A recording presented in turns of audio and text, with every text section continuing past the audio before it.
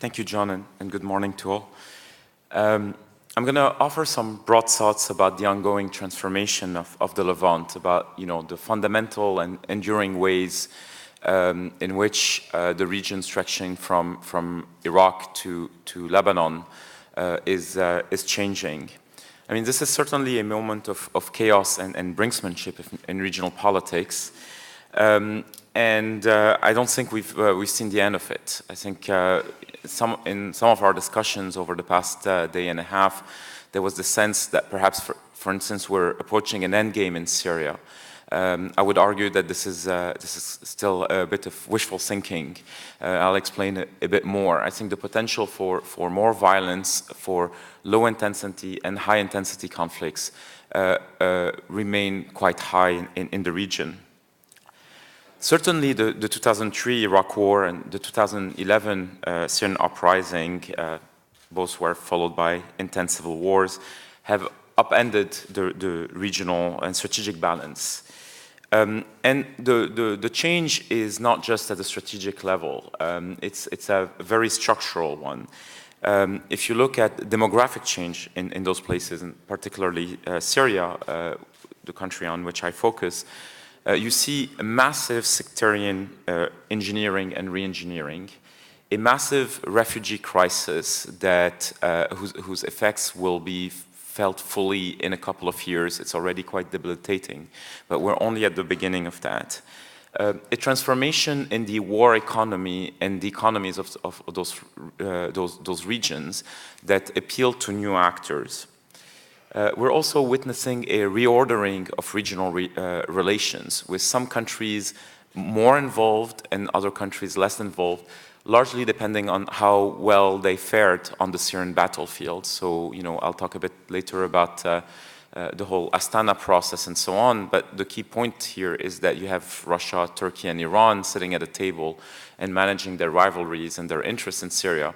And the Arab states are largely absent from that, or and they're present largely by proxy.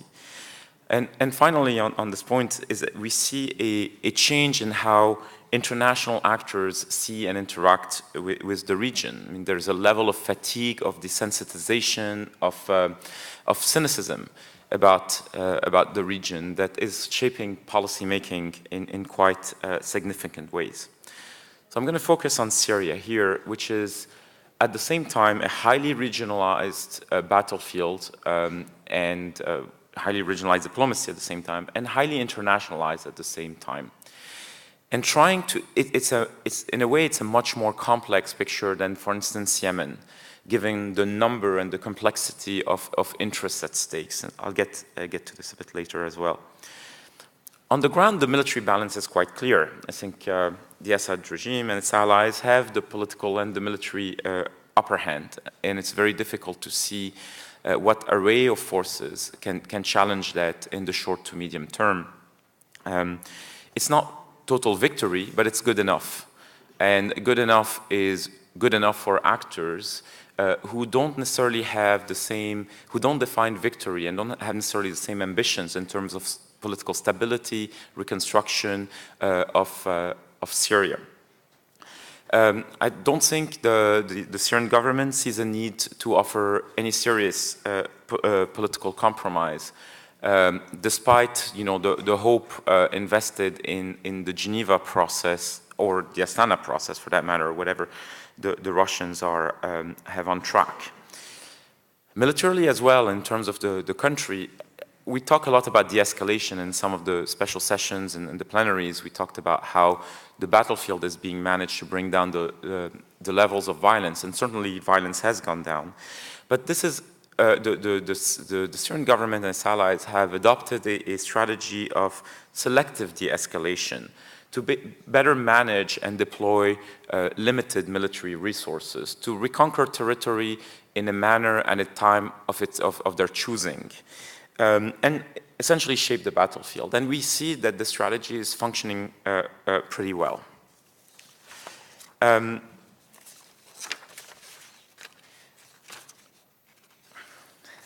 That's when you don't number your pages. Sorry about that. So a few takeaways here.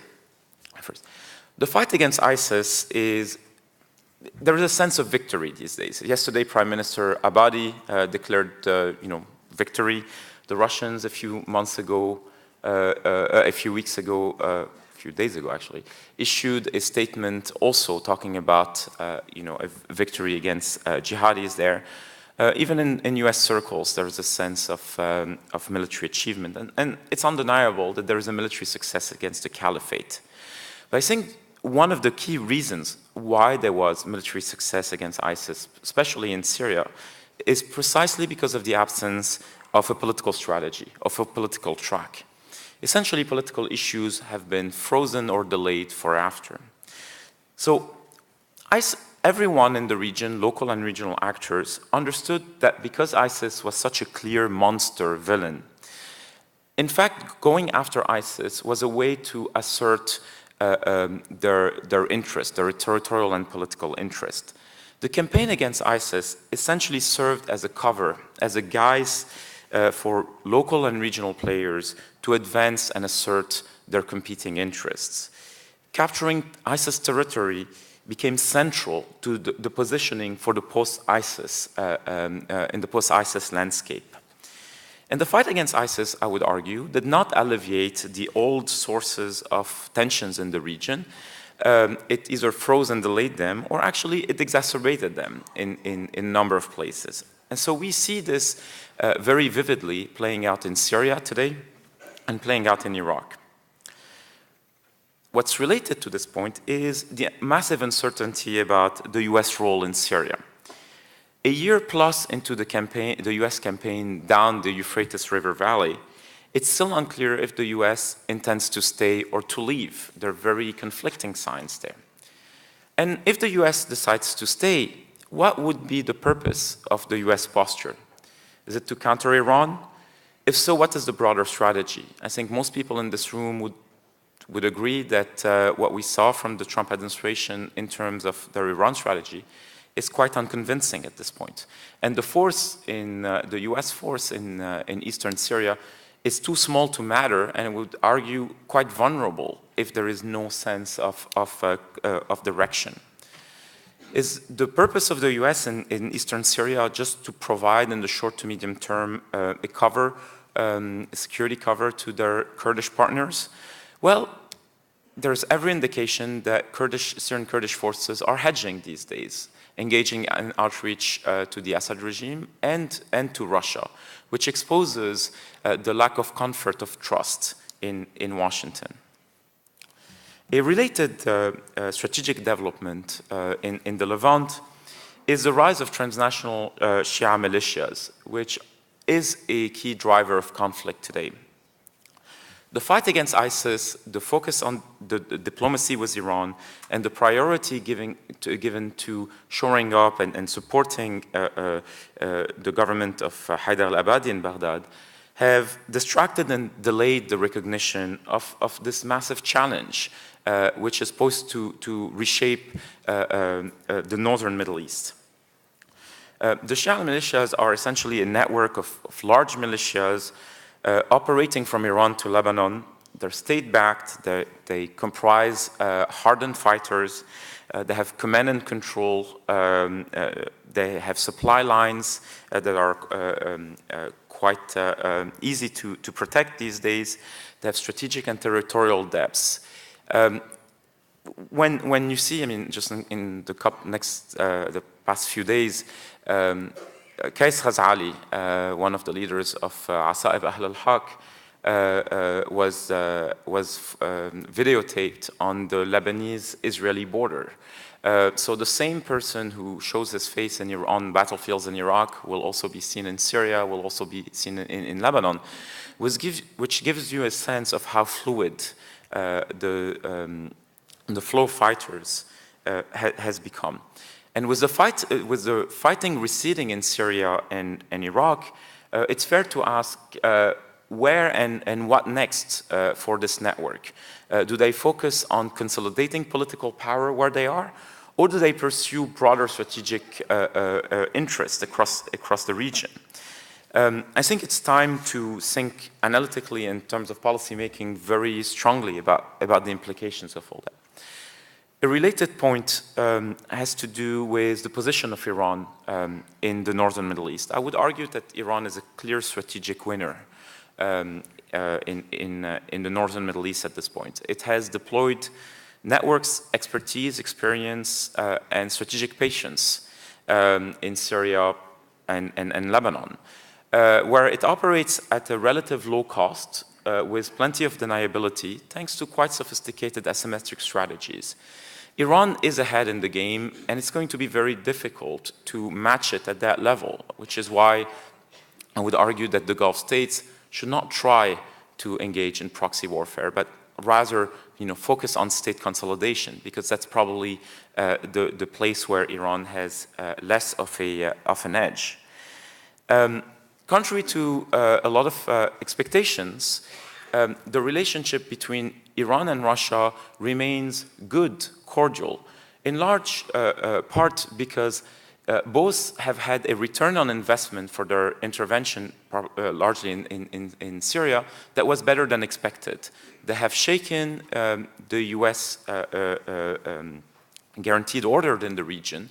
So for the moment, and while there are certainly cultural, operational, and political differences between them, the bigger return, the bigger strategic return outweigh any of those downsides.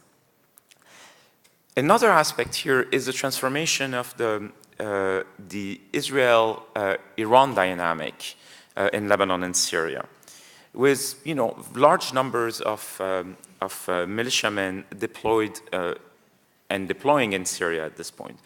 We're talking about a much longer front line today, a much more complex one, that has doubled in Syria if you add Lebanon. Syria is a very complex human and military terrain. It's going to be very difficult for the Israelis to maintain the kind of deterrence that they and balance that they have with Hezbollah in Lebanon.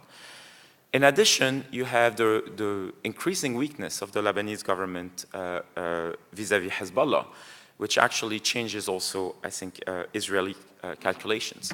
So I would argue that the structural conditions for a massive war in the Levant are met. Now, let me be clear. I'm not saying this is for tomorrow. Neither side wants more, but both are ready and both expected it, which is already enough to raise the alarm across the region and in Arab and Western and Asian capitals. And if and when that happens, this is not going to be the 2006 scenario. Iran is much stronger militarily today. Israel has changed its fundamental assumptions about Lebanon. And there's real uncertainty about who manages the conflict. Is it the US? Is it Russia? Is there a possibility here for major international actors to control this in escalation there and keep it in check? So all in all, a very pessimistic assessment on my end, but that's what you get when you come to the IISS these days, I guess.